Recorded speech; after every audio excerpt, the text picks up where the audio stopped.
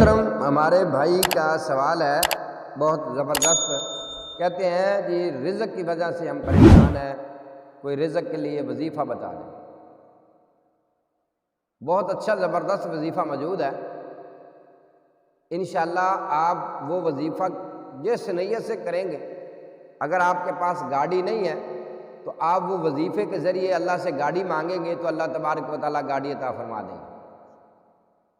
اگر آپ کے پاس پیسے نہیں ہیں تو آپ اس وظیفے کے ذریعے سے اللہ سے پیسے مانگیں گے تو اللہ تبارک و تعالیٰ پیسے عطا کریں. اور میں اپنی بات بتاتا ہوں, ویسے تو ہر آدمی کا کچھ پرسنل معاملات ہوتے ہیں, لیکن اس مسئلے میں انشاءاللہ آپ سب بھائیوں کو اپنی بات شیئر کرنا چاہتا ہوں, اپنے بھائیوں کو بتانا چاہتا ہوں, تاکہ جو لوگ اس وجہ سے پریشان ہیں کہ ان کے ہاں کاروبار ہے چل نہیں رہا, فیکٹری ہے چل نہیں رہی, دکان ہے چل نہیں رہی, یا ان کے پاس کوئی رزق کے وسائل نہیں ہے, تو وہ لوگ کیا کریں. بہترین ایک عمل ہے, بہترین ایک وظیفہ ہے, بہت زبردست ایک وظیفہ ہے. اگر ہمارے بھائی, ہماری مائیں, ہماری بہنیں, ہماری بیٹیاں, ہمارے بزرگ یہ وظیفہ کریں, ہر ایک آدمی کرے, یقین کیجئے اللہ تبارک و تعالیٰ اس وظیفے کے ذریعے سے آپ کے اوپر اتنی رحمت کرے گا, آپ سے کبھی روزی رزق ختم نہیں ہوگا انشاءاللہ تعالیٰ. وہ وظیفہ کیا ہے؟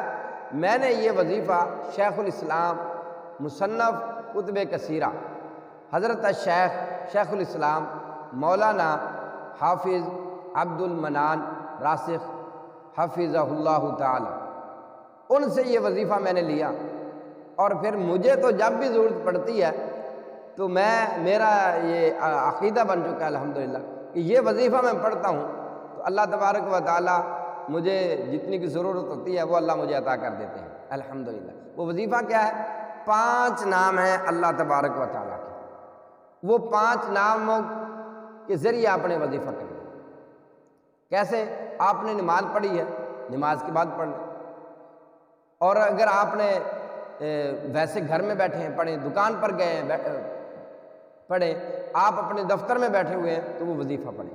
وہ کیا ہے؟ سب سے پہلے یا رازقو, یا رازقو, یا رزاقو, یا مطیعو, یا غنیو, یا وہابو.